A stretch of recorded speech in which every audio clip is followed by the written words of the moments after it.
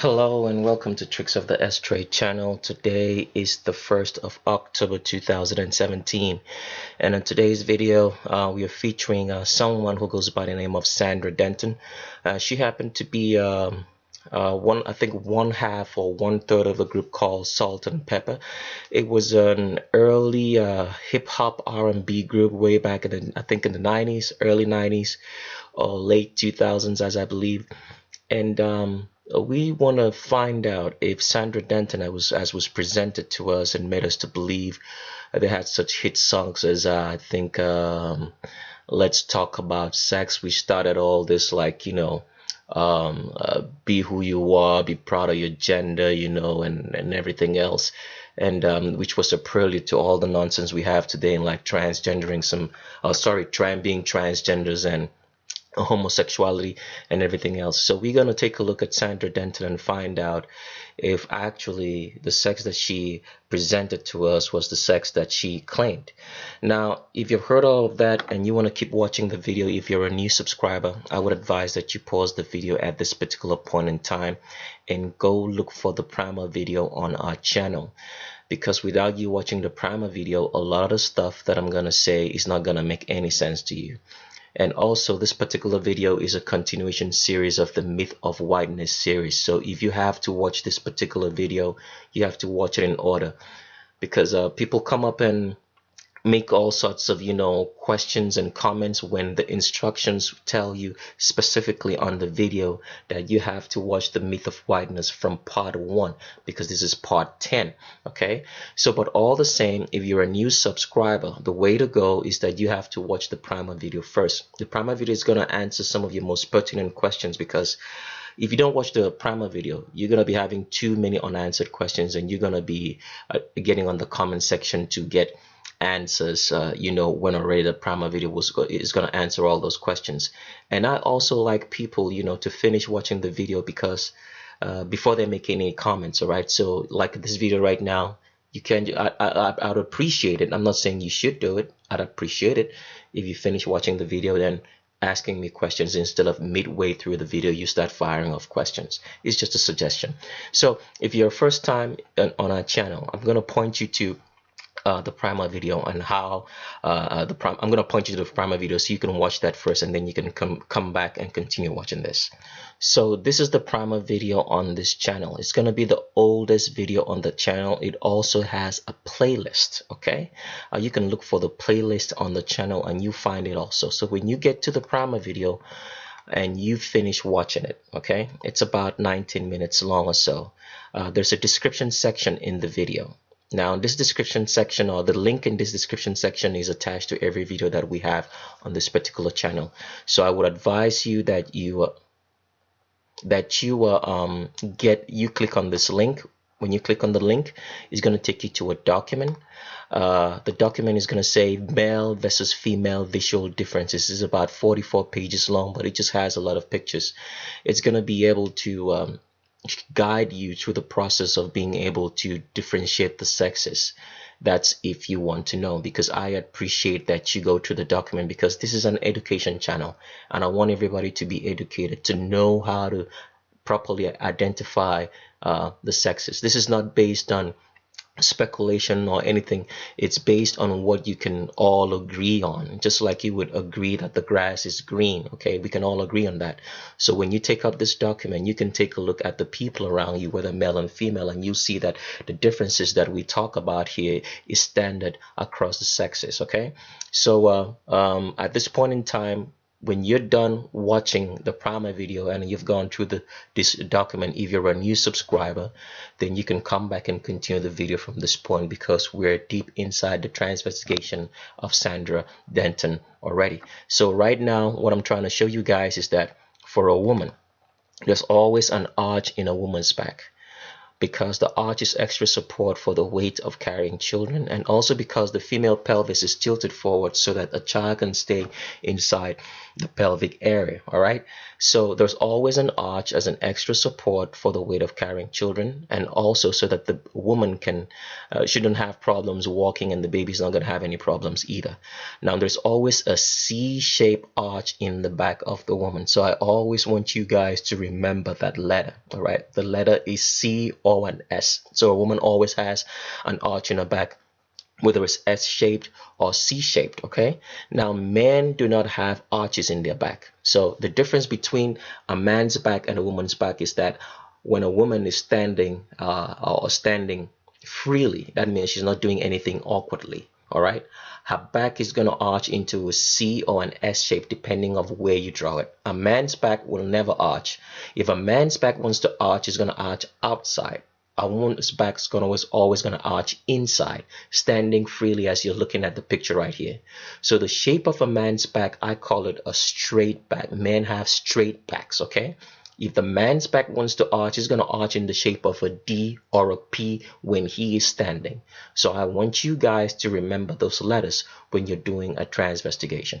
So I'm going to scroll deep into the document just to show you how a woman's back arches. Okay, so a woman's back, as you can see here, has a deep C arch in the back. It doesn't matter, because when you get up to when we get up to the knowledge, all right, or when you become exposed to the idea that there is a lot of people being presented to you on TV as the sex or gender that they are not born with, you start trying to figure out, because a lot of these YouTube channels will put on speculations for you. Now I want you to understand that what we're showing you here is not rocket science. It's something that you can see in the male or female, any woman at all. So what you're seeing right here on the screen is a C-shaped arch in the back of a woman. It doesn't matter what ethnicity the woman is. It doesn't matter the color of her skin or how she looks. All right, a woman's back is always gonna arch because she is supposed to be pregnant and carrying the weight of children. So as you can see right here, this woman is kneeling down. You can see that this deep fine C arch in the back. So I scroll forward into the document just to show you that it doesn't matter about the size of the woman, because some people will say it's because she's big or small. There is nothing that can change the skeletal structure, of a person once the person has been conceived. The skeletal structure is never going to change. So the skeletal structure is how you identify the sexes, not by the genitals as the TV and the Vatican-owned media wants you to believe, or your indoctrination centers in schools and whatever indoctrination center you call churches, or what would want to make you believe. So as you can see right here, there is a big woman to my left, and she has that deep C arch in the back on S-shaped spine. All right, her pelvis is tilted forward, as you can see here. All right, now the degree of the tilt, I'll show you in the next couple of minutes how you can notice the degree of the tilt of a woman's pelvis. So there is a small woman to my right, and there is an arch in the back, and the pelvis is still tilted forward. It doesn't matter if the female's got muscles. Nothing can change the skeletal structure of a male or female once it has been conceived. As you can see here, this is a muscular female, and she has an arch in her back. All right, muscular female, arch in her back. So let me go move over to a video that I played to show you the location, the differences between the location of the hip joints when comparing males to females. So I'm gonna play a video here for you to see the location of a woman's hips. All right, now as I've said, standard anywhere in the world, this is how a female's clothes are measured, because without this, females wouldn't be able to fit into their clothes, because we would have the wrong location for their hips. So I'm gonna play the video so you guys can see that. As you can see, there is a woman, and as a regular female, that means naturally, a woman starts spreading from under her elbows downwards, and the widest point is always going to be below her crotch. So I play that. So the tape's going to go around so you know where the hip location is. This is standard anywhere in the world. Without this, a woman's clothes can't fit. The location of the hip joints is always going to be below the crotch. That's where the Q angle starts. The Q angle is an angle between the hip and the knee. And the Q angles of females are very acute because the pubic arch is wider than that of a male. Females standard have at least 120 degrees wide pubic arch. Okay, males have 90 degrees or less, comparable to their heights. Okay, so now the female is going to turn around so you can actually see where the location of that particular hip is from behind. As you can see right there, that is the location of the hips from the back. Now the location is that it's slightly above the bump line but below the crotch. I want you to remember that. That's where the Q angle of a female starts. So if you're doing a transvestigation, because most people get confused, if you look at the woman from the back, or the person you're trying to identify the sex, the person you're trying to identify the sex of, if you look at the person from the front and you get confused, look at the person from the back. It's going to show you a clear indication if the person that you're looking at is either male or female. Because for a woman, the Q angle is going to start slightly above the bum line, and you're going to see where it starts very, very well from the back. If it's a man, this Q angle is going to start way up higher. All right, it's going to be so high away from the bum line, and you're going to notice that what you're looking at is a man or a woman. Now the degree of the tilt, so I said that in a couple of minutes ago, that I wanted to show you the degree of the tilt of the female pelvis. Now if you take your hip measurement, if you're a woman, okay, because you have to understand that even though every woman's pelvis is tilted forward, some are more tilted than others, but there's always a tilt. A woman's pelvis can never be straight. All right, some can be subtly tilted, but it's never ever straight. It's men only that have straight pelvises. So if you want to know the degree of the tilt, when you take the measurement of your hip, all right, if you're a woman from the back, the distance between the location and the bum line will show you the degree of the tilt of that pelvis. All right, if this is longer, all right, if this is longer or shorter, so the closer it is to the bum line, that means the less of a degree of a tilt it is. The higher it is, mostly not so high that it's going to be high like way up here, but it's going to be this distance from there down there will show you how tilted the pelvis is. So that's just what I wanted to share with you guys. So let's move on. So at this point, I want to thank Nikki Watson. She brought this to my attention, brought this to our attention about Sandra Denton, and that she wanted to find out if that she thinks that Sandra Denton is actually not the sex that she claims to us. So I want to give a special thanks to Nikki Watson for bringing this to our attention, and I hope that she continues to learn and get educated and know and understand her world. Okay, so now before I go any further, this particular series is called The Myth of Whiteness, and this is the part 10, and as like I've said before, it's going to be an open-ended series, because when we forget things and things that make you understand the details of the myth of whiteness, we have to bring back and create another video for you guys to see. So before I go any further, you have to watch The Myth of Whiteness from the part 1. Take out time to watch it, and you will understand everything up, because on this particular part 10, I'm not going to be repeating stuff that I've said over and over again in the other series, all right? So this is just more like a continuation and just filling up on the missing puzzles and pieces of the myth of whiteness. And then secondly, this is the point that I have to put on warnings, all right? The first warning is this, that this might be a long video. If you cannot sit through a long video, I advise that you pause the video right here and don't watch it watch it anymore, all right? Because I don't want you leaving comments on the channel, because some people are like, you know, it's a long video, but they can sit maybe through 2-3 hours of a movie and not complain about it, even if it's a bad movie. But here they have the rights to complain and make all sorts of crazy statements. So if you can't sit through a long video, there's no need for you to watch this video. Just pause and exit, okay? And the next thing warning I want to put up is that if you're racist and you're prejudiced, okay? If you're racist and you're prejudiced wrongly against any of the so-called let's say racist, because there's no such thing as a race. We're all one black human race, okay?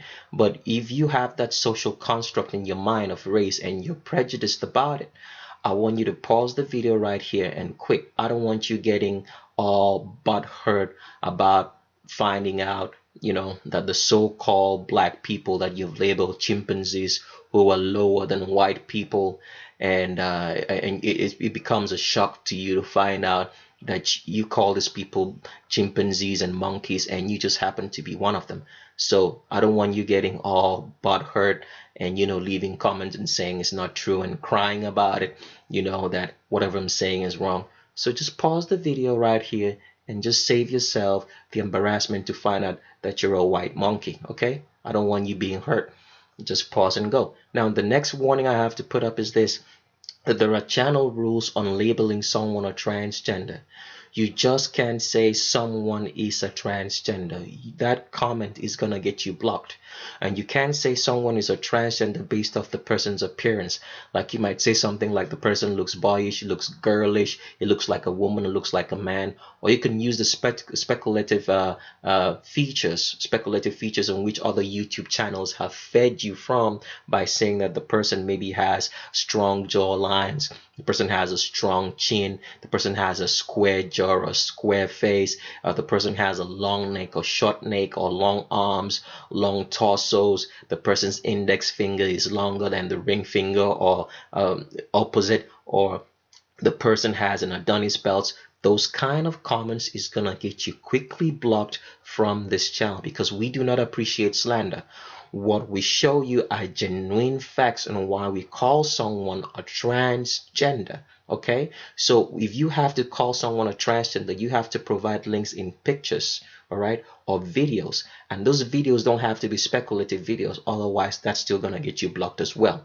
You have to provide links in pictures and videos based on the female skeletal structure, because what differentiates the sexes is that one sex is designed to give birth. So the skeletal structure is therefore designed that way to give birth, and that's what differentiates the sexes. So because a woman's skeletal structure is designed to give birth, she's going to have a wide pubic arch. She's going to have hips below the crotch so they don't interfere with childbirth, all right?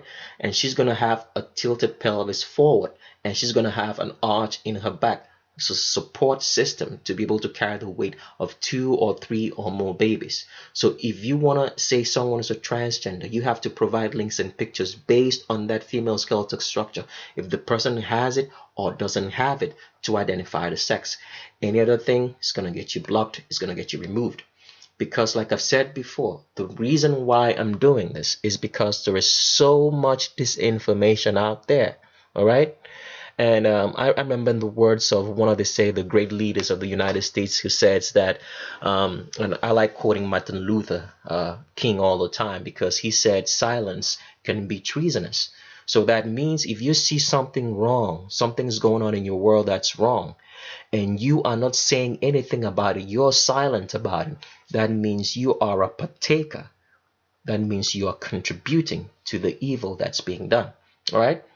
So the reason why I do this is because there's the Vatican, who controls and leads this world, has put so much suffering on this world. So I do this for the children that are confused, those young children whom the Vatican takes at will, all right, and turns them to live in a sex and gender that's not any of their own making, forcing them to be products. There are so many of them that I can list out there. If they can watch a video like this and come to the truth and come to the knowledge of who they are, and come to the knowledge of whom God is, because God is very real, and come to the knowledge of who their enemy, the devil, is by the Vatican, that would be so much good. That means I would have done something. All right. So I do this for all those children out there. I do this for the children who are growing up confused in their world. I do this for the people who have been confused about their world, who are genuinely looking for answers. But since the devil has been so good in putting stumbling blocks and putting this information out there, they can't get there. I do this for all the confused people. I do this for all the dying people in the world who have no hope. All right? I do this for the child who wakes up in the morning and can't see their dad or their father because the Vatican has set up the system in such a way that they can't grow up around their parents. I do this for the people who have no food to eat. I do this for the son who's crying and missing his dad or his father or his mother. I do this for the children. I do this for everyone who's hurt. I do this for anybody who cares about their parents.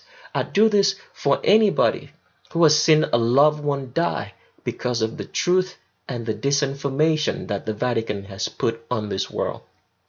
I do this for the people working for the Vatican as well, so they can see the truth. And if they'll come to the truth and understand who they are working for, who their enemy is. I do this for the people who care about life. I do this for the people who want some truth in their lives. I do this for the people who could not be able to help the ones they wanted to help because the Vatican controls the money system. And without money, they couldn't take care of that loved one. They couldn't buy them the drugs they needed to get well. They couldn't see their children. They couldn't see their mother, their fathers. I do this for all the people hurting and finding the truth. Turn on a little bit of light. I do this as a light because truth is light. If you have a little bit of truth, a little bit of light, and the more truth you have, the more light you have in your life. I do this for people who are trying to find a meaning in their lives.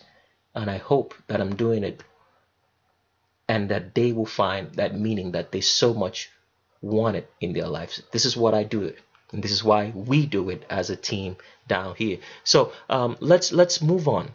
Now, as usual, you know that we are not against anybody who's a transgender. We are not against anybody who wants to live the alternative lifestyle. That's totally your business. We are doing this just to get some truth, some light to the people who care about it. So let's move on. So here is Sandra Denton, okay?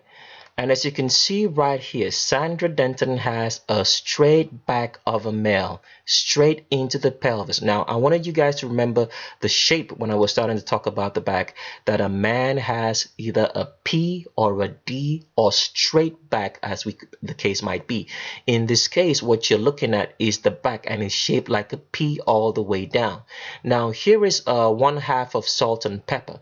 Her name is, I think this is I don't know who's salt and who's pepper here. I'm trying to recall. I think this Sandra Denton should be pepper and this is salt. All right. Salt is a female. As we get into the video, you will actually see that this is a woman. You can already see that this is a crotch and her Q angle. How acute that Q angle starts just below the crotch, as you can see right there. And this is a woman right here. But this one over here, Sandra Denton, is actually dude. All right. Another picture. Here's Sandra Denton in here. And as you can see right there, the back is straight into the pelvis, straight into the pelvis, because Sandra Denton was born male, transgendered as a female. So let's move on. Now, before I get into the myth of whiteness properly, I started talking about the fact that in the future, I started this on the Lisa Lopes video. I think I'm gonna put this as a playlist, and I'm also gonna put a link of the description of the link of this video in the description section, so you guys can go watch it. I had suggested in the Lisa Lopes video that the so-called mark of the kingdom.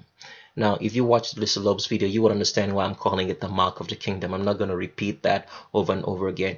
If you need to watch the Lisa Lopes video before you continue this part of this video, then you can do that first.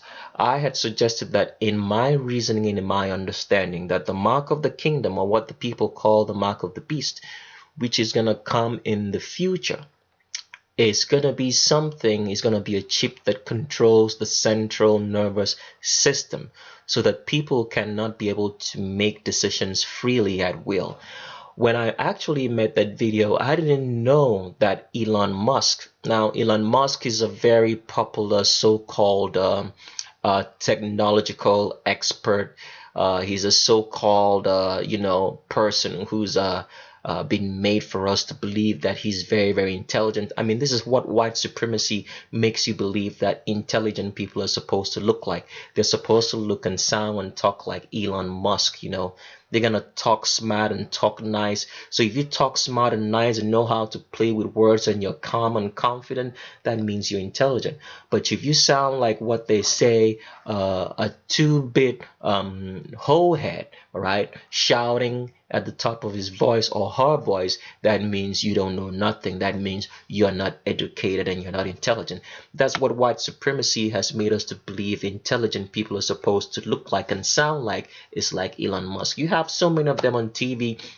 A lot of your newscasters or whatsoever, or so-called experts and so-called think tanks, the way they sound and the way they talk, they suck people into believing, and they sell you a lie of actually believing these are very intelligent people, when the truth ought to be that these are very smart liars. All right. This is this guy is one of the, I'm trying to find the right words to call him. Oh my goodness, I don't want to use this word on this particular forum right here, but this is a bitch ass liar. All right? I just have to say it. Okay, so let's move on to Elon Musk. Now, like I'm saying, the video when I talked about Lisa Lopes, that the chip, the so-called mark of the kingdom, is going to be a chip that controls the central nervous system. So I'm going to play this video, and I will pause it at every point in time, maybe just to explain some of the stuff that he's saying. I'm going to play the video the first 2 minutes. Then I'm going to fast forward it from the 8th minute of the video so you guys can actually listen. I'm going to play for the 5 minutes from the 8th minute. I'm not going to play the whole length of the video. Like I said, I will leave a description of the video in the description section, or a link of it, so you guys can actually go and watch it. So without wasting too much time, let us play this video and listen to what this fake liar of Elon Musk. Now, you guys, I want you to take notice of something when watching this video. Do you see the way this man is sitting? Do you see that he has the inside of his clothing, or his coat right here, showing the insides? There is a reason for that. All right. Now, if you've been trained well, I have a video in which I explain the colors of the Vatican. You can go look why this red and black color is being used and why they're opening the label like that, because they're not going to tell me it's because of the mic, because you can place the mic on the outside of the clothing as well, and that will still be heard. But there's a reason why this is done, because this is a Vatican trained Jesuit agent and he's displaying his colors. All right, so I'm gonna play the video and then we're gonna talk about we'll pause it every point in time to explain what this dude actually means. All right, so I want you guys to understand that this thing is actually very, very real. Okay, because a lot of people get sucked in and they think like the devil is just a joke. The devil is not a joke. You have to understand that in the world that we're living in, everything that the devil is making this world look like, the nice clothes, the nice cars, all the pleasures of life, is not meant to make your life better. It's meant for you to pick a side, to choose him and go to hell with him. Because the devil knows that he's already lost this fight. All what he's doing is trying to take as many people as he can to hell with him. He doesn't want to be alone in hell. He wants to have all of you guys suffering, and him maybe suffering with you and still, punishing you even in hell. Okay? So that's what the devil is doing. Because you have to understand this. I just want to give you a simple analogy. If you weigh 300 pounds, okay? If you're a man weighing 300 pounds and you're 7 feet tall, and you're strong on your feet and you can move as quickly as somebody who's weighing, let's say, 100 pounds, and you're in a fight with this person, and this person weighing 100 pounds is like 5 feet tall, all right? And you guys have the same skill set in a fight. There is no way that the guy with 100 pounds can win that fight. Why am I using that analogy? I'm trying to show you that the devil already knows that he's lost the fight, because God is bigger than him. Only what God needs to do is just talk, and the devil's going to do accordingly. He can win the fight. So why is he fighting, making you guys believe that he's fighting God, especially those Vatican agents out there who are working tirelessly day and night, and the deluded people who will be on this channel to leave comments? He's fighting so he can take you to hell with him. So I'm going to show you that this mark of the beast is very, very real from this video. It's no joke. Because like I've said before, the reason why it hasn't been implemented first is because it hasn't reached the levels of refinement. As you will hear Elon Musk say here, that the problem they have is the bandwidth. All right. They call it AI. I want you to know that they call the mark of the kingdom, or the mark of the beast, as you call, as you might hear it. You've probably heard a lot on the media talk about artificial intelligence. That is exactly what the chip is. All right, they've covered it under the auspices of artificial intelligence, but people don't get it. So this video here is going to be a breakdown, so you guys can actually hear and see what these dudes are actually talking about. All right, so let me play the video. Elon, thank you for joining us. Yeah, thanks for having me. So we want to spend the time today talking about your view of the future and what people should work on. So to start off, could you tell us, you famously said when you were younger there were 5 problems that you thought were most important for you to work on. Mm-hmm. If you were 22 today, what would the 5 problems that you would think about working on be? Well, first of all, I think if somebody is doing something that is useful to the rest of society, I think that's a good thing. Like, it doesn't have to change the world. Like, you know, if you're doing something that has high value to people, and frankly, even if it's something, if it's like just a little game, or, you know, some improvement in photo sharing or something, if it has a small amount of good for a large number of people, I think that's fine. Like, stuff doesn't need to be changed the world just to be good. But in terms of things that I think are most likely to affect the future of humanity, I think AI is probably the single biggest item in the near term that's likely to affect humanity. So it's very important that we have the advent of AI in a good way. That is something that if you could look into the crystal ball and see the future, you would like that outcome, because it is something that could go wrong, as we've talked about many times, and so we really need to make sure it goes right. That's I think AI, working on AI and making sure it's a great future. That's the most important thing I think right now, the most pressing item. Then obviously anything to do with genetics. If you can actually solve genetic diseases, if you can prevent dementia or Alzheimer's or something like that. Then obviously anything to do with genetics. If you can actually solve genetic diseases, if you can prevent dementia or Alzheimer's or something like that, with genetic reprogramming, that would be wonderful. So I think there's genetics, it might be the sort of second most important item. So the first thing that Elon Musk says right there is that AI is the most important thing. Okay. Then he said the second most important thing, that means that the Vatican is actually telling you what they're working on, because Elon Musk here is a stooge of the Vatican. He's been groomed for this role, because so many of the things he's going to say, he's going to talk about SpaceX and building a colony on Mars. They know that this thing doesn't exist, but they're just trying to sell you a lie. There's a reason for it. Okay, so Elon Musk here talks about 2 things. He talks about artificial intelligence, 1, then he talks about genetics. So you can see where this is going, because the AI is going to connect to the genetics, and he talks about the stuff of like solving dementia and Alzheimer's.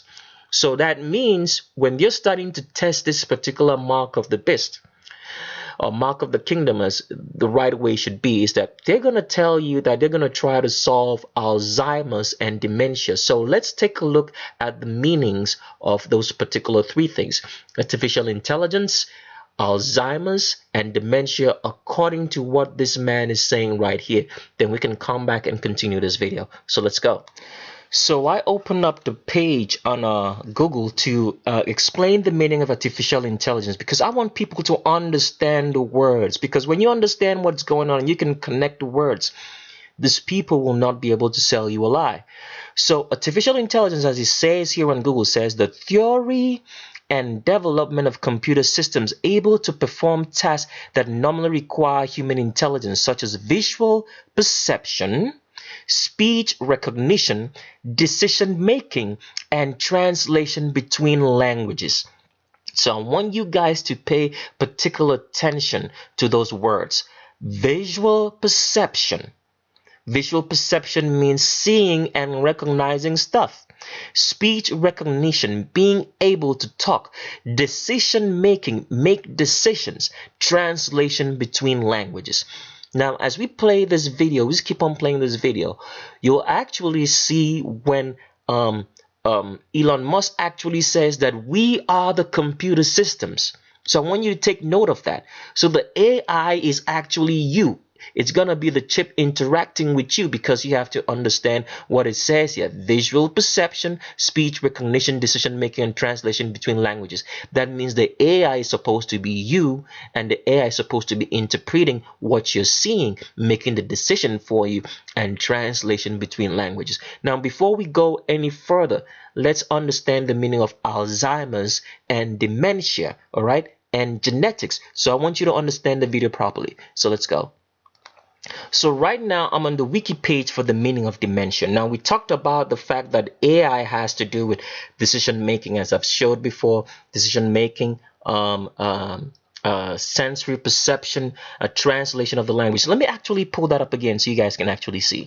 So remember, AI has to do with perform tasks that require human intelligence, such as visual perception, speech recognition, decision making, and translation between languages. Now you have to understand that all this just means the central nervous system. The central nervous system has to do with your brain and your spinal cord. So all these things that is talking about, visual perception, speech recognition, decision making, and translation between languages, it's the system that's responsible in the human body for all this is your central nervous system, the brain and the spinal cord. So let's take a look at dementia again to see what it actually says. It says dementia is a broad category of brain diseases that cause a long-term and often gradual decrease in the ability to think. All right? Think. What does thinking have to do here? Decision making. All right, let's go back here and say think, and remember that is great enough to affect a person's daily functioning. Other common symptoms include emotional problems, problems with language, and decrease in motivation. Right, a person's consciousness is usually not affected, but the problem that what I want you guys to take notice, he says, is talking about problems with language. All right, so this is how they're gonna tell you the lie of using artificial or AI to solve dementia problems, just like he said, just like Elon Musk said. Okay, so I want you guys to take note of that. So let's take a look at the meaning of Alzheimer's, then before we can continue with the rest of the other part of the video on Elon Musk talking to you about AI and how it's going to be used to affect your daily life and help you make decisions. All right, so let's go. So with the meaning of Alzheimer, it says Alzheimer's, also referred to simply as Alzheimer's, is a chronic neurodegenerative disease that usually starts slowly and worsens over time. It is the cause of 60-70% of cases of dementia. The most common early symptom is difficulty in remembering recent events, short-term memory loss. As the disease advances, symptoms can also include problems with language. And that is what they're saying that AI is gonna take care of. All right, human intelligence such as visual perception, speech recognition, decision making, and translation between languages. Now let's move over and continue listening to what this liar, this Vatican agent in Elon Musk is saying, because the AI is already here. That means that chip that helps you do all this is already here. or the systems is already here, but he's going to tell you what the problem is and why it is not being activated the way it ought to be. So let's go back to the video.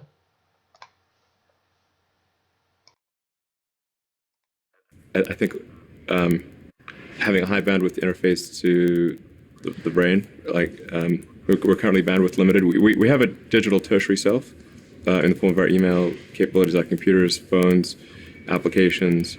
We're effectively superhuman, but we are extremely bandwidth constrained in that interface between the cortex and your sort of that tertiary digital form of yourself. And it might be the sort of second most important item. I think having a high bandwidth interface to the brain, like we're currently bandwidth limited. We have a digital tertiary self in the form of our email capabilities, like computers, phones, applications. We're effectively superhuman, but we are extremely bandwidth constrained in that interface between the cortex and your sort of that tertiary digital form of yourself. And helping solve that bandwidth constraint would be, I think, very important for the future as well.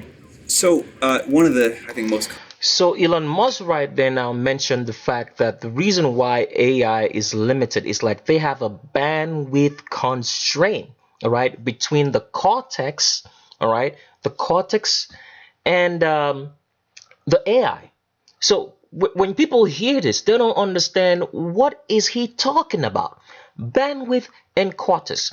So let me break down the meaning of that first. I'll break down the meaning of the cortex first, and then I'll break down the meaning of the bandwidth, so you guys can understand what this lying deceiver here is talking about. So let me explain that. So I'm on a Google page now to explain the meaning of cortex. So I typed in cortex brain, all right? And it says here the cerebrum or cortex. That means the cortex talks about your brain, all right? So when he's saying that they have a problem of bandwidth between the cortex, all right? And once they solve that AI is going to be going the right direction. So he says here, the cerebrum or cortex is the largest part of the human brain associated with higher brain function, such as thoughts and action. The cerebral cortex is divided into 4 sections called lobes: the frontal lobe, parietal lobe, occipital lobe, and temporal lobe. So what did AI say that it was supposed to do? Let's check it out again.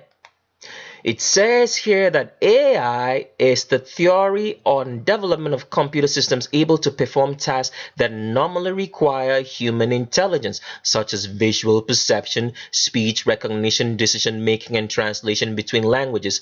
And all this is helped by the cortex of the brain. All right? So what that means is that this AI, artificial intelligence, is going to be the one that makes the decisions for you instead of you making them. That is the so-called mark. If you receive it, that's why the Bible says that those who take the mark are doomed. Why? Because this thing is going to take over your central nervous system. You're never ever going to make a decision for your own. All is going to be programmed, pre-programmed. That's what the Vatican is pushing people into. Now we'll continue with this video just to show you what's going on here further. Let's finish up the video on Elon Musk, or let's continue rather. Oh, I forgot something before we go any further. I needed to explain that Elon Musk had said that the problem that they have is bandwidth. So what is bandwidth? Okay, I'm going to take you to the official meaning of what bandwidth is, and then I'm going to explain it in a way that you can understand it far better. I'm going to break it down into layman's terms, okay? So let's go into the meaning of bandwidth, okay? Bandwidth, here, let me see if I can actually see there is a meaning on this particular page that I'm looking at. Hold on a second. So here is the meaning of bandwidth, so that people can understand, because if you go looking for the meaning of bandwidth, they're going to tell you it's a range of frequencies and all that, you know, fake science that they're like explaining stuff away so you don't actually understand what it means. But I'm gonna explain this from a very simple perspective, so you guys can understand the meaning of bandwidth. Now it says, what is bandwidth? Bandwidth describes the rate at which data can be transferred to your computer from a website or internet service within a specific time. Therefore, the amount of bandwidth you have, the bandwidth strength determines the efficiency and speed of your internet activity. That is when you open web pages, download files, and so on. Now, this is very, very simple for you guys to understand, and this guy is going to explain, this particular web page is going to explain it far better. So you can pause the video if you want to understand the meaning of bandwidth and you want to read it.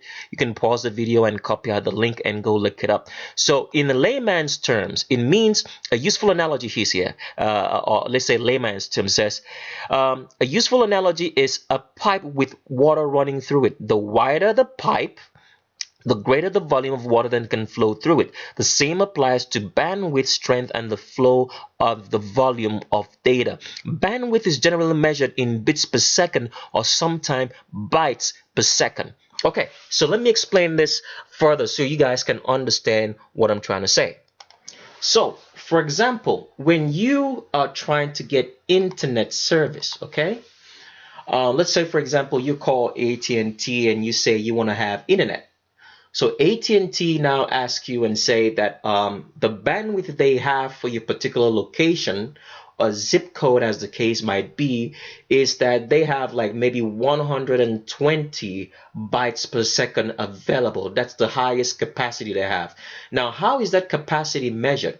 So just like this website tells you, gives you the analogy of water and a pipe.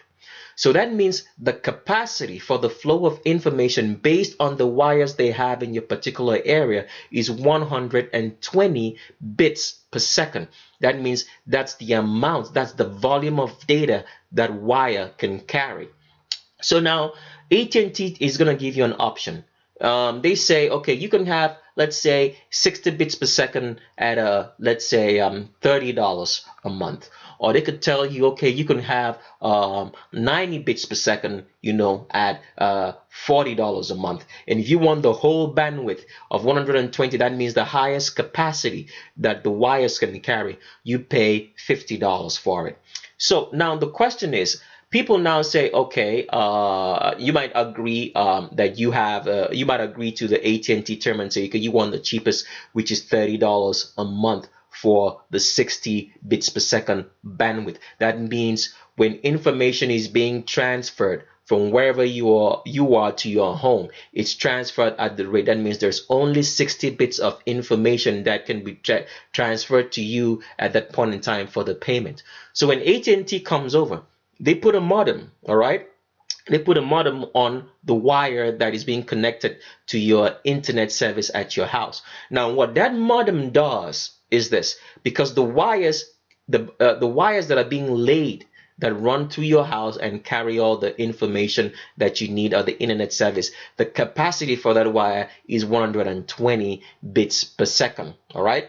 So when the modem comes in, when AT&T comes and installs the modem based on what you pay. So if you pay for the 60 bits per second at $30 a month, so the modem is gonna throttle the capacity. That means when 120 when information starts flowing on the internet to your house at the capacity of the wire, which is 120 bits per second, the modem is going to throttle it and cut it short to 60, right, depending on how much you pay, okay, for that particular service. So the modem does all that. All the setting is programmed into the modem and say, okay, modem, don't give this guy more than 60 bits of information transfer flow to him. So based on the analogy of water, so the best way I can explain this is the pipe. So let's say a pipe of water can carry up to, let's say 1,000 cubics of water. So what the modem does is when the 1,000, it's just like a tap. So when you turn, if you have a tap is more like a throttle. So if you turn the tap all the way, all the 1,000 cubics of water is going to come rushing out.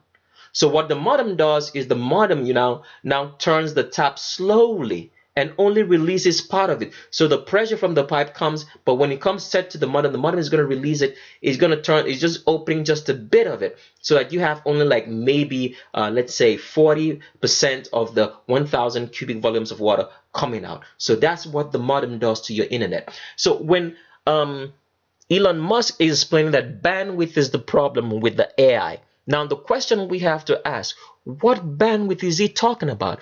So what he's saying right here is that the AI has a problem of interfacing with the neural system of the body. All right. That means they are finding a way to increase the volume of information that they can pump through your neural system into your brain to make these decisions that the AI is supposed to be making for you possible. Does it make sense? So that's what he's talking about, that's the problem they're facing. I don't know if it's true or it's false or it's just some sort of, facade that they're painting for us. But that bandwidth thing he's talking about is that they're trying to find a way to make the neural capacity of the body increase so that it can take in much more information that they can pass through the central nervous system into the brain to make this AI possible. That is what he's saying. So let's continue on further, so to see to finish the video, because I said I'm gonna let it play for 5 minutes so you can actually hear the full thing, and then we'll come back and continue the myth of whiteness and just wrap this up. So I'm gonna pick up the video right here at the 10-minute mark of it, and I'm gonna let it play for like 5 minutes, so you can actually hear how the Vatican is programming and is working on AI to make sure that it controls all your decision making. And towards first of all, he's gonna say something like, that if anybody wants AI, they can go and get it. That's how they're gonna make it sound. And then I know that they're gonna cause situations and people will have to need AI. All right, it's gonna be something like, for example, it's gonna be start something from simple that you can all deal with. Let's say you need maybe AI for your TV, laptop, or homes or something, and then after that they're gonna work it much more into needing it for your everyday existence. So for example, AI is already in effect. Like I've talked about it on the Lisa Lopes video, that the Apple Watch can measure your heartbeat and all that kind of stuff. These are all, what I would call what's the right word to use? These are all like what's the right word? I'm trying to find the right word. I keep forgetting my words. This is all like let's say training. All right, so the Apple Watch could be a training, or the Samsung watch, okay, or all this kind of Nike watches or whatsoever could be like some sort of examples and symbiosis that they're working on, all right, to make sure that the AI works. Does it make sense? So these are like simple things that they are marketing to you first before they can start going heavy on it. Okay, so I'll play the video from this point and you just listen, and then I can pause and maybe talk a little bit about what he means, and then we'll finish this up. Okay, so let's go.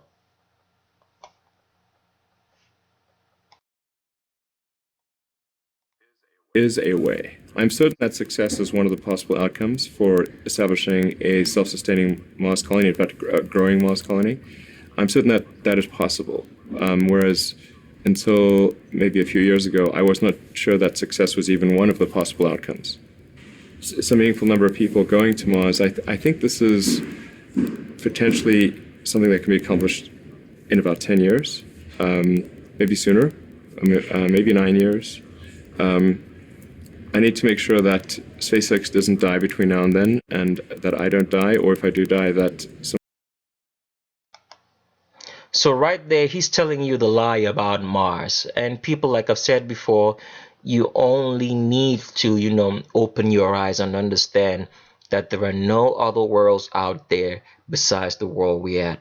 We're under a dome. It's a flat Earth. Mars are stars. There is no way we can get to Mars. But the Vatican is trying to sell you this lie so that you don't believe that there is a God. All right. And he says in the next 10 years that it's possible that he's going to take people to Mars. This is a well-constructed lie. People don't fall for it. So let me keep continuing. I'll just let the video run. And when it gets to the point that I said, I'll let it play for 5 minutes. Then I can stop and then explain some things before we move on. All right. someone takes over, who will continue that? You shouldn't go on the first launch. Yeah, exactly. Well, Actually, the first launch will be robotic anyway, so. I want to go except for that internet latency. Yeah, the internet latency would be pretty significant. Mars is roughly 12 light minutes from the sun, and Earth is 8 light minutes, so at closest approach, Mars is 4 light minutes away. At furthest approach, is 20. A little more because you can't sort of talk directly through the sun. Speaking of really important problems, AI. So you have been outspoken about AI. Could you talk about what you think the positive future for AI looks like and how we get there? Okay, I mean, I do want to emphasize that this is not really something that I advocate, or this is not prescriptive. This is simply hopefully predictive. Because people sometimes say, well, like this is something that I want to occur, instead of this is something I think that probably is the best of the available alternatives. The best of the available alternatives that I can come up with, and maybe somebody else can come up with a better approach or better outcome, is that we achieve democratization of AI technology, meaning that no one company or small set of individuals has control over advanced AI technology. I think that's very dangerous. It could also get stolen by somebody bad, like some evil dictator of a country could send their intelligence agency to go steal it and gain control. It just becomes a very unstable situation, I think, if you've got any incredibly powerful AI. You just don't know who's going to control that. So it's not as though I think that the risk is that the AI would develop a will of its own right off the bat. I think it's more that's the concern is that someone may use it in a way that is bad, and even if they weren't going to use it in a way that's bad, that somebody could take it from them and use it in a way that's bad. That I think is quite a big danger. So I think we must have democratization of AI technology and make it widely available, and that's the reason that obviously Yumi and the rest of the team created OpenAI, was to help with the help spread out AI technology so it doesn't get concentrated in the hands of a few. But then of course that needs to be combined with solving the high bandwidth interface to the cortex. Humans are so slow. Humans are so slow.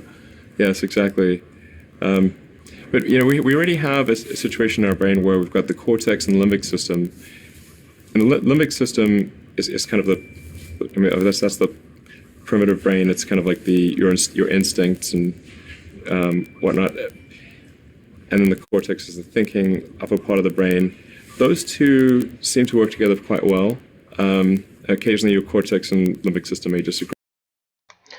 So I paused the video because this is very, very important, people, and you have to understand what this Vatican deceiver and lying agent is saying. So he's saying that they have a problem of bandwidth, like I explained earlier, and that he's talking about the fact here that when they have when the problem of the bandwidth is solved, all right, the problem of the cortex and limbic system. So remember, we talked about the cortex, all right, and the cortex was the brain part that controls all the part of decision making, brain function, and all that beautiful stuff that AI is trying to take control of. Then he's talking about that the cortex and limbic system disagree. What does he mean by that? So let's find out. Let's see what limbic system actually means for you to get the full understanding of what this person is saying. So let's go.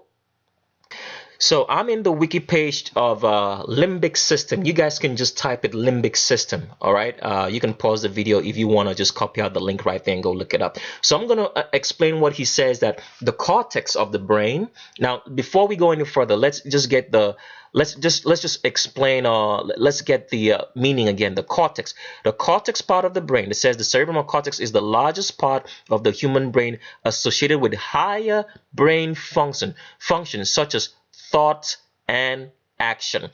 So the cortex controls how you process things and your action. So let's find out what the limbic system does. It says the limbic system supports a variety of functions, including emotion, behavior, motivation, long-time memory, and olfaction. Emotional life is largely housed in the limbic system, and it has a great deal to do with the formation of memories. So what does it mean? What is Elon Musk talking about? So what he's saying is that when they solve the problem of bandwidth and they can get to you, all right, they can get to the brain. They can pass enough information through the neural network of the system to the brain, to the part which makes higher brain function, which concerns thought and action. Because before you do anything, you have to think about it. All right, it's not like an involuntary impulse, or maybe you're responding to like some being hurt or you're in pain. So he's talking about that when they can get to the part,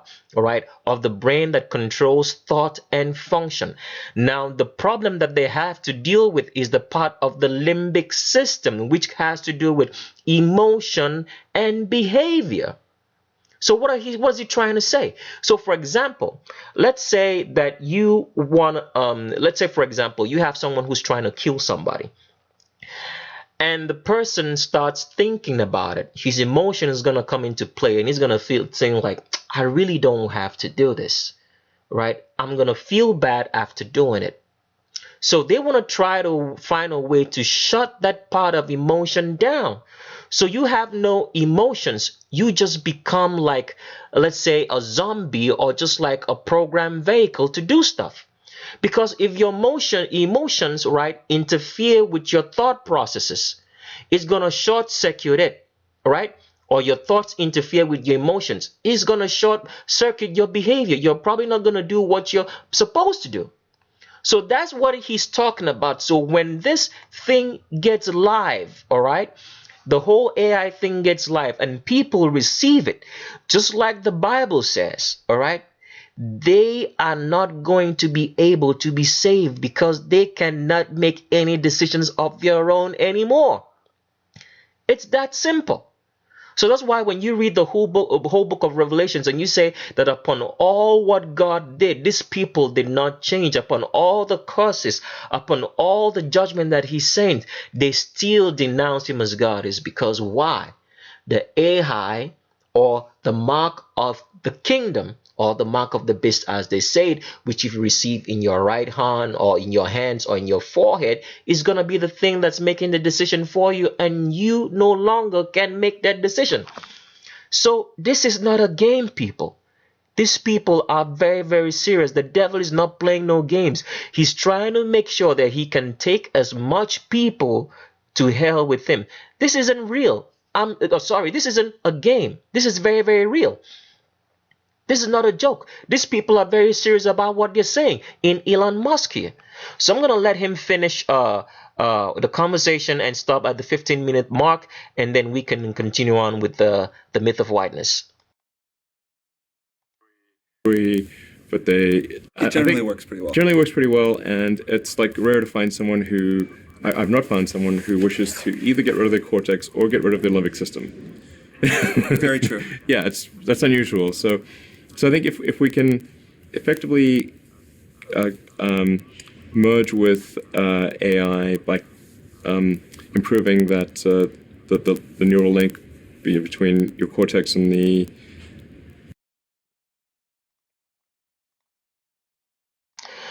So I paused the video right here to show you that everything I was saying, I wasn't just making it up. Can you see what he's saying?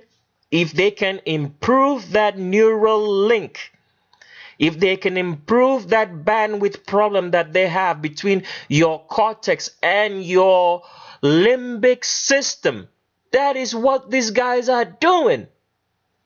So I'm not just talking out of the sides of my lips. I'm showing you what I explained so you guys can actually see that this is where they have the problem. The bandwidth problem. How can they make the neural system of the body take more than is allotted number of possible information that it can transfer to the brain? And then after that, making sure that the cortex, your brain and your emotions are in sync, or you can decide, all right, to say dislodge your emotions from your decision-making processes. Can you see that? I'll just let him finish. I'll leave a link in the description section so you guys can go watch the video by yourselves and see what this dude was talking about all along. Your digital extension of yourself, which already, like I said, already exists, just has a bandwidth issue.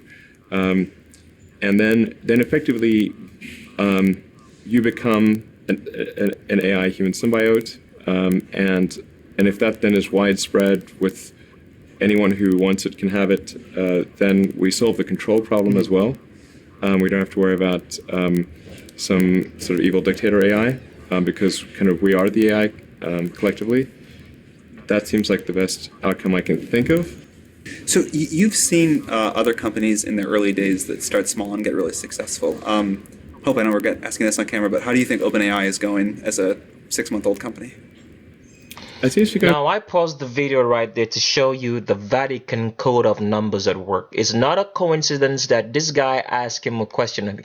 How do you think OpenAI is going as a 6-month-old company?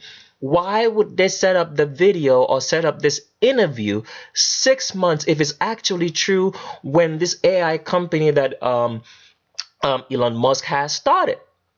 The Vatican code is at work. These people ain't playing no games.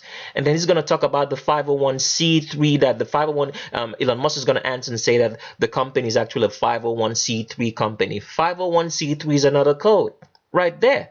It's just very clear for you guys to see.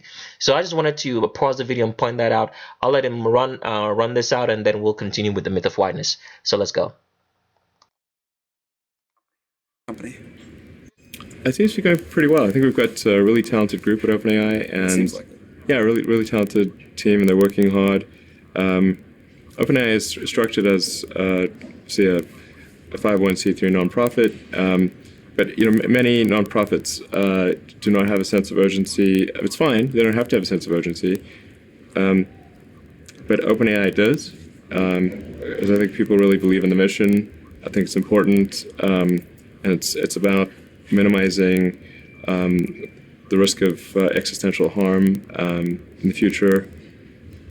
And so I think it's going well. I'm pretty impressed with what people are doing and the talent level.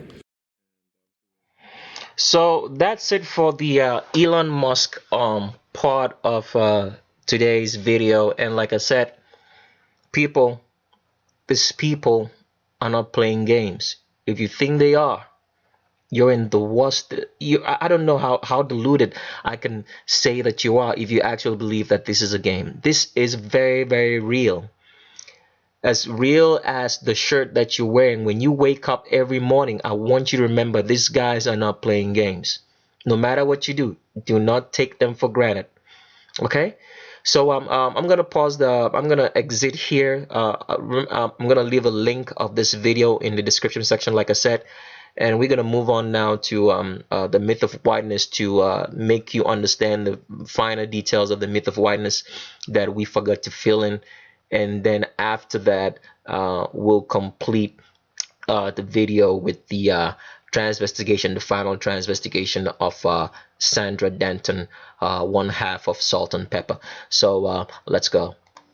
So we're in the myth of whiteness, and I wanted to make you understand the numbers game in the myth of whiteness, because like I've said in the series before, racism is what's helping to keep the so-called white Vatican in power.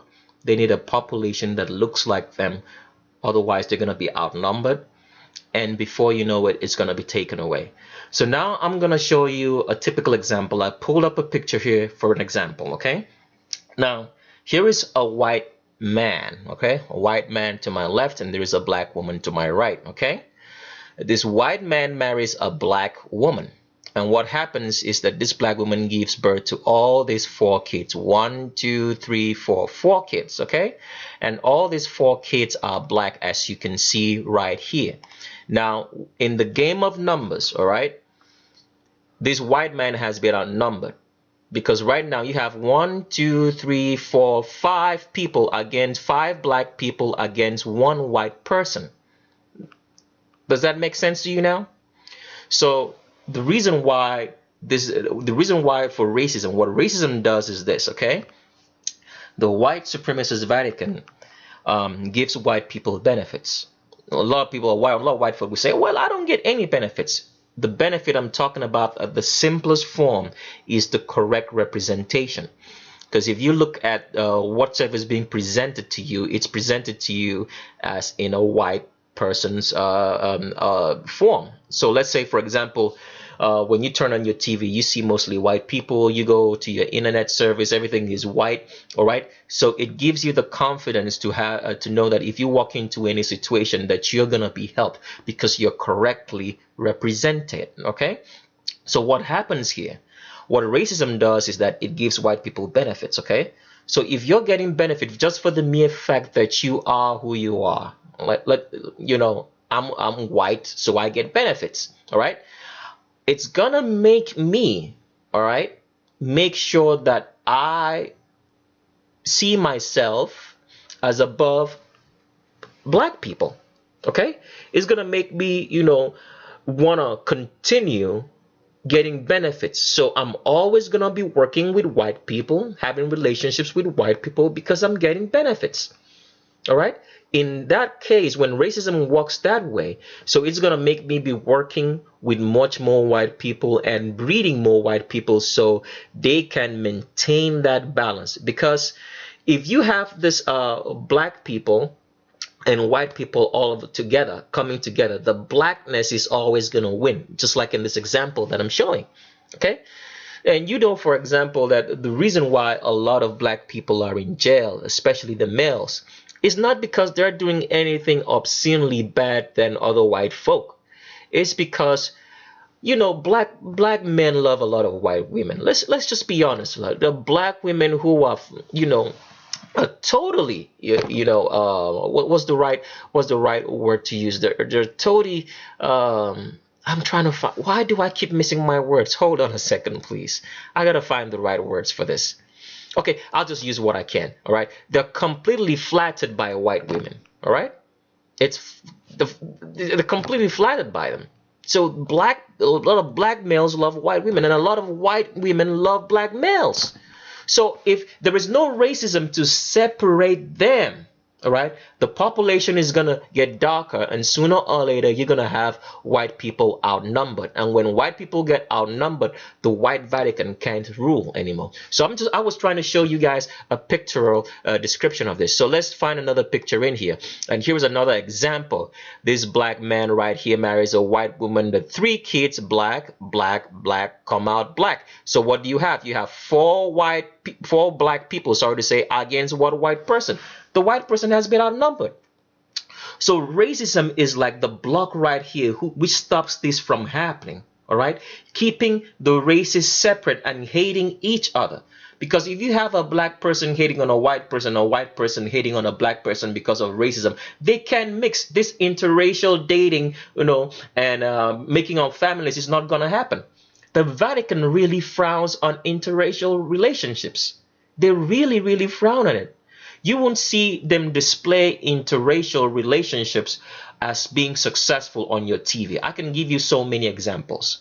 So the first example is, for example, if you watch the series called Scandal, in which you have I forgot the name of the lady who's in that Scandal movie, but I can tell you the synopsis of what it's about. So Scandal is about a president who's white and who has a black woman that he's in love with. Okay, and they can't be together.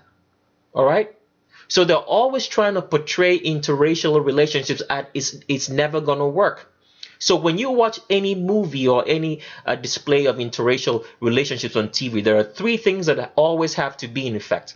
There's one guy who's a great movie analyst that I love listening to now, but I can't really recall his name right now. But he talks about that when you watch interracial relationships on TV, there's always 3 things that are going to be in effect. He calls it the 3Ds. All right, 3Ds meaning it stands for devastation, denigration, all right, and destruction. So, for example, if you take the show Scandal, those 3 things are in effect, right? Because Olivia Pope. I think that's the name of that lady. The character that's being played in the Scandal series is called Olivia Pope. Olivia Pope is denigrated. He's just a mistress to the white man. Okay? His mistress. There's denigration, there's devastation. She's always going through so much trouble, all right? And destruction. Another example could be in the movie Lakeview Terrace. Let me actually see if I can find. I think I left a link in this description section here. Lakeview Terrace is another movie. Now, Lakeview Terrace stars Samuel L. Jackson and Patrick Wilson and Kerry Washington. The lady's name in Scandal is Kerry Washington. Okay, and what happens in this particular movie is that in Lakeview Terrace, Kerry Washington and Patrick Wilson are two couples who are getting married. Okay, and they moving into a new neighborhood, and Samuel L. Jackson starts terrorizing them. So what is all this trying to portray to you? Because you have to understand that movies mean something. They're trying to tell you that interracial marriages is going to make you a target to get killed. There's always the 3Ds in that movie. There's devastation, there's denigration, and there's destruction because of the interracial marriage that's going on. The Vatican really frowns on this.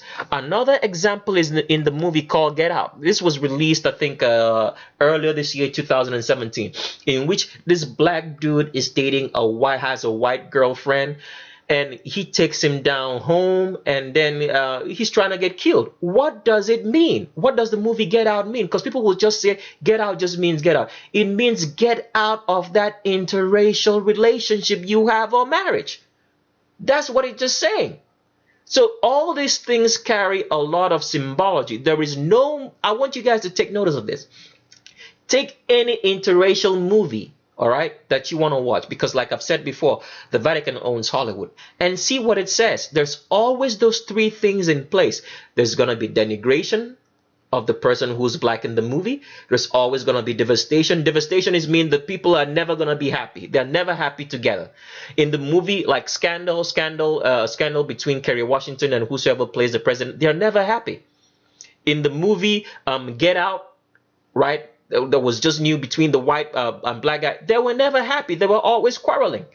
In the movie with Lakeview Terrace as well, they were always quarreling. That is devastation. There was destruction of property. Destruction of property in all these movies. All right? There's always those 3Ds. Denigration, the black person is always denigrated. Devastation, they're never happy. And destruction. So the Vatican isn't playing around. They're using racism to continue their survival. And they're going to keep playing on it. All right? Because they can't let black people outnumber the white people, because being black is the natural state of man. An albino or a white person is not the natural state. It's something that's happened because albinism came into effect, and because, like I've said before, I've explained before on the rest of the series, that albinism is caused by inbreeding amongst family members. So one more picture just before we round up the myth of whiteness and continue on with the transvestigation of Sandra Denton. As you can see right here, there's another example. A black man marries a white woman, right? The child comes out black, and what do you have? You have 1, 2 outnumbering one white person. So if racism is not alive and well in society, this is what's gonna happen.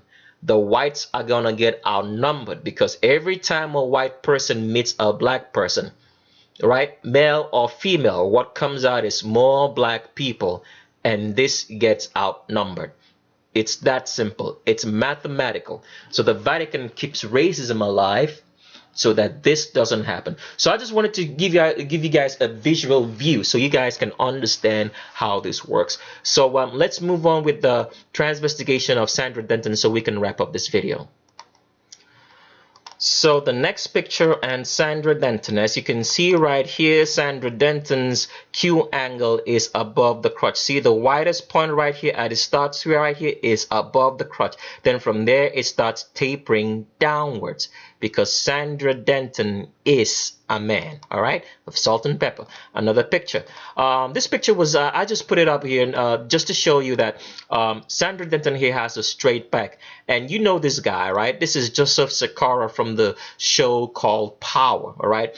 Joseph Sikora has never told you that Sandra Denton is male, and he's cozying up to him. All right. Okay. Another picture. Here's Sandra Denton, as you can see right here. That's a straight back of a dude, straight all the way down. There is no arch in that back, straight back, because Sandra Denton is a dude. Another picture. Sandra Denton again here, and as you can see, the straight back of a man. There is no arch in that back. This picture is small and blurry, but I'll get you a clearer one in a second, right? Straight back of a man. Another picture. Sandra Denton here. Even through the hair, you can see that this is a straight back. Don't worry about the makeup. Don't let it fool you. And the pretty face and long hair is all hiding all the fine details, so you guys can see that you're looking at a dude. All right, another picture. This is actually Sandra Denton's daughter, Egypt, but she's actually female. And before I move over to Sandra Denton again, the daughter Egypt, I think Egypt Chris is the daughter between Sandra Denton and Treach of Naughty by Nature. I don't know if I got the name right, Tretch or Treach, I think, of Naughty by Nature. But she's female. She has an arch in the back. We'll transvestigate her a little bit later, but you can see the pelvis is tilted forward. Now, someone might ask, why does she look so much like Sandra Denton? Okay. You need to watch the theory of surrogates on this channel, so you can actually understand that I have a theory on that siblings are involved in the surrogacy of these children. And also you need to know that surgery can also be involved to make the daughters or children look like the so-called parents if they are transgendered. So in this case, I think this lady is old enough. She could have had a little bit surgery to look like the mom, so you guys can actually believe. And then also the theory of surrogates by the use of siblings to in vitro fertilize her into existence. So let's move further. Okay, this is actually the I'm just doing the transvestigation of the daughter, so you can actually see that she's a woman. You can actually see from the way she's sitting right here that the hips spread like a woman should. You can see the hips are spreading, and you can see that's right below the crotch at that point. That's her crotch, and you can see if you draw a line right here, you can see that it is below the crotch because she's female. She's spreading like a woman should, as her hips are spreading when she's sitting. And that's another picture just to show you that her hips are below the crotch. That's a crotch right there, and her hips, the widest point is below it, and the Q angle starts there because she's actually female. So Egypt Chris, daughter of Sandra Denton, is female. Another picture, let's see right here. This one clearly shows you that she has an arch in her back. See that C-shaped arch in the back because she's a woman. Okay. Here's another picture of Sandra Denton. And you can see with Joseph Sikora right here, all right, that this is still a straight back. Hold on a second. Let me see if I actually have some more pictures in here. Just hold on a second. So I skipped over a few pictures, but I'll show you all the same in a second. So don't you have to worry about it. I'm just trying to show you that Joseph Sikora here is a liar. That anybody you see on TV as usual doesn't tell you the truth, because you know that you're looking at a dude here in Sandra Denton and they never told you. Right? You can even look at how the muscular the arm is and how long it is, but I don't want to talk about it because this is speculative facts. I want to finish with the definitive facts before we can use this, okay? Here's another picture of Sandra Denton, still a straight back, and here with Kim Kardashian. They're all lying deceivers, all right? So let me pull up the right pictures of transvestigation of Sandra Denton before we continue further. So here is Sandra Denton, as you can see right here, straight back of a man, straight into the pelvis, because Sandra Denton is a man masquerading as a woman. Another picture.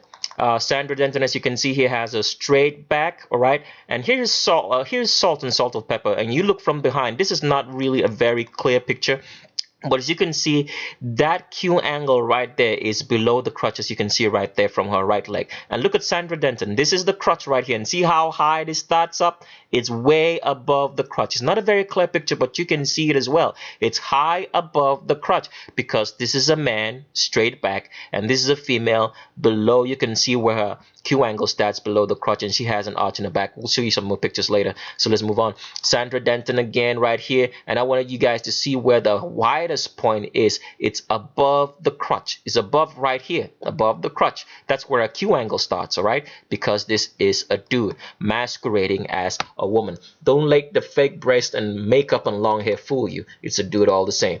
Sandra Denton again, as you can see here, right? Straight back of a male, straight into the pelvis, all right? Don't worry about the way he's standing with his legs and trying to make it look like it has a tilted pelvis. It doesn't have one. It's a straight back. Another picture. Sandra Denton right there, as you can see, straight back of a male, straight into the pelvis, all right? With Little Kim. Little Kim never told you that this person that Little Kim is actually a she.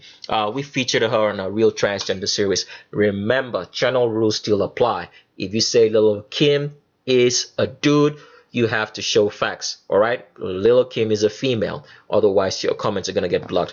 I just wanted to show you that Little Kim here has been telling you a lot of lies, because she did not tell you that Sandra Denton that she's hanging around with is actually a dude, straight back of a male, straight into the pelvis. Another picture. Sandra Denton here with with salt and pepper, and you can see that even with whatever she's wearing, the belt or corset that he's trying to wear to make it look like he has an arch in his back, it is still straight. There is no arch in this back, because Sandra Denton of Salt and Pepper is actually a dude. Another picture. Sandra Denton, as you can see right there. See, straight. Can you see the difference between the corsets that they're wearing? All right. This can show you can actually see that this woman starts spreading right here. Her hips start going out. She starts having that hourglass figure of a female. But with Sandra Denton here, it's still a straight back, straight into the pelvis. The corset is not even helping, because Sandra Denton is a dude. Born male, transgendered female. Here's another picture. Sandra Denton, straight back. Can you see the difference between the two? Because this is a woman. See how she starts spreading from under her elbows? I mean, you can actually see the curve as she starts spreading. With Sandra Denton, there is nothing. It's straight into the pelvis. Now, take a look at the Q angle. The Q angle always tells you the truth. See the widest point on this hip before the Q angle starts is above the crotch. The crotch is around here, and that Q angle, the widest point, is above it. But with this female over here, it's below it, below the crotch, below, because you can see she's still spreading all the way down. Then from here, the Q angle starts very acute. But you can see this one is above, because Sandra Denton is a male, and Salt and Pepper is female. Another picture. Here is Sandra Denton with your favorite so-called Vatican shield, black shield in Al Sharpton. Al Sharpton, if you thought Al Sharpton ever told you the truth, I am sorry. You are very, very disappointed, because he should have told you that Sandra Denton here is a dude. But this is what he likes to party around with. And he tells you that he's enabling black people. He is a lying, shitty ass deceiver. Don't fall for this man's tricks or any of his words. He has great oratory skills. He can speak very well. But he's a liar nevertheless, because Sandra Denton here still has a straight back of a male. Sandra Denton has my back. He's a man, just like Al Sharpton. I don't know if I haven't checked him out, so I'm not going to say anything, right? But I'll say Sandra Denton is a man just like me, but he looks female, because this is what Al Sharpton loves. He loves men with fake breasts, right? And he cozies up to them. All right, another picture. Sandra Denton again. This picture is not really clear, but you can still see it's a straight back, straight into the pelvis, trying to fake those hands like a woman would carry those hands, but these are the hands of a man. Don't fall for it. Another picture. Take a good look. The widest point. See that? See the way he's twisting his body? It shows you where the widest point of the hip location is at, where his Q angle starts. This is the crotch, and it starts above it. Can you see where that is sticking out? Because Sandra Denton is a man. And look at the shape. Straight back of a man. Don't let this lace fool you. And look at the way they designed this thing, because these clothes are designed to, uh, try to divert your attention, divert your eyes from looking at what you're looking at. So they put this lace on, and it probably is not, this man is not wearing any bra, and a man is going to see that with the nipple sticking out and say, oh, that's a woman. So that's a diversion from looking at the skeletal structure to know that this is a funny looking female. That is not a funny looking, is not a man, but a funny looking female in a dude. Widest point on the hips above is above the crotch, not below it like a woman should be, because Sandra Denton is a man. Another picture, Sandra Denton straight back, straight into the pelvis. There is no denying this. Straight back of a man. He has a V-shaped back like mine because this is a man. As you can see, this is a woman. Even through them clothes, you can see that she has an arch in the back in salt and pepper. Salt and pepper. Her name is Salt here. She never told you any truth that this dude, who happens to be one part of their group, is actually a dude. Let's go for another picture. Sandra Denton again. As you can see the difference, straight back of a man, straight into the pelvis, widest point where it starts tapering above the crotch, not below it, above the crotch. And look at a female right here. See where she starts tapering down? Below the crotch, because this is a woman. But Sandra Denton is a man, and this is a female. Okay, another picture. And here is Sandra Denton with the so-called husband of Naughty by Nature, Trich, if that is his name. And Trich never told you any lie. If this was somebody you looked up to, I'm sorry, you're very, very disappointed, because he told you no truth. They're all working for the Vatican, selling you a lie, controlling your reality. Because Sandra Denton right here of Salt and Pepper, Pepe of Salt and Pepper, is actually a dude. Let's move on. Another picture you can still see right here. But above the crotch, see the way those hips are going? Above the crotch, not below it, above the crotch, the widest point above the crotch, because you're looking at a man in Sandra Denton right here. Okay, another picture, Sandra Denton, and this is clear as night and day, so I just want you guys to see the difference. Here is a pepper of Salt and Pepper. As you can see, there is an arch in the back, C-shaped arch in the back. You can draw a C or an S in that back. See, C-shaped arch. With Sandra Denton right here, what you see, it's a straight back, straight into the pelvis, because Sandra Denton is a man. I want you guys to take a good look and see the difference. Straight back into the pelvis, arch in the back. Female, male. Sandra Denton is male, and this is female. Sandra Denton is male, transgendered into a female, not a woman. Let's go. Sandra Denton again. As you can see, the widest point in that hip is above the crotch. That's the crotch, above it. The Q angle starts above, not below, above the crotch, because Sandra Denton is a man. Another picture. Sandra Denton again. As you can see, straight back, because Sandra Denton is a man. All right, another picture. As you can see right there, you can see the difference. Straight back of a man, my back, straight back of a man, hips above the crotch, widest point above the crotch, because Sandra Denton is male, all right? Not female like her counterpart here of Pepper of Salt and Pepper. Another picture. You can see straight back, straight into the pelvis, because Sandra Denton is male. This is a man, not a woman. Another picture. Sandra Denton, and this is clear as night and day. You can see the difference. The widest point. See how short the curvature length is? Because a woman's curve, hip starts way above her navel. All right. The curve starts, if this is Sandra Denton's navel right here, it's supposed to be above it way, but hers starts below. See, it starts coming down and then it tapers right here. The Q angle, the widest point in the hip, all right, is above the crotch. That's the crotch. It's above it. It starts tapering down because Sandra Denton is a man, all right? Not like her counterpart, which is female. All right, another picture. Sandra Denton again, straight back, and you can't deny the Q angle is above the crotch, because it's a man. With Pepper here, you can see the Q angle is below crotch right here, below the Q angle, that's below it. Q angle starts below because this is a woman. Q angle starts above because that's a man. Sandra Denton is a man, transgendered female, and so to us as a female. Another picture right there, this Sandra Denton with the daughter Egypt Chris, which is actually female. We already transvestigated her. And so, like I said before, like if you've watched I have a theory of surrogates, and like that siblings are involved in carrying these children for these transgenders, and also surgery can also be involved to make the daughters or children look like the transgendered parents. But you can see that she has an arch in her back because she's female, and the pelvis is tilted forward. See the degree of the tilt?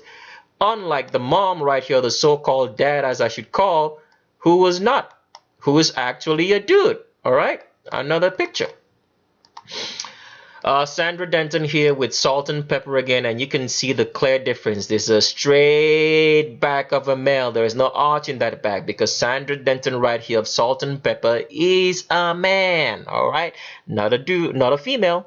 Let's go, another picture.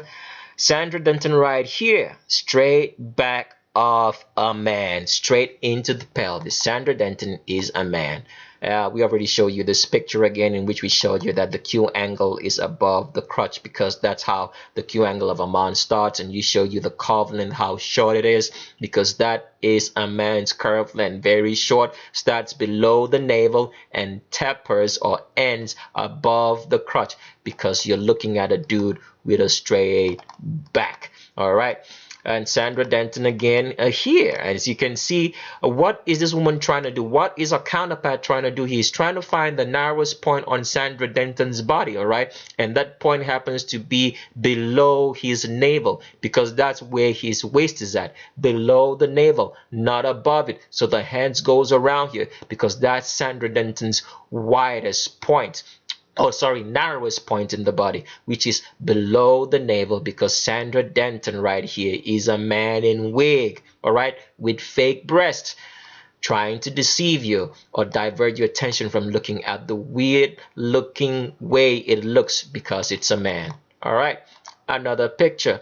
Still the straight back, straight into the pelvis. And you can see that this thing can't even put his hands on his waist because it's actually below the navel. See that? Because he can't do it because it's a man.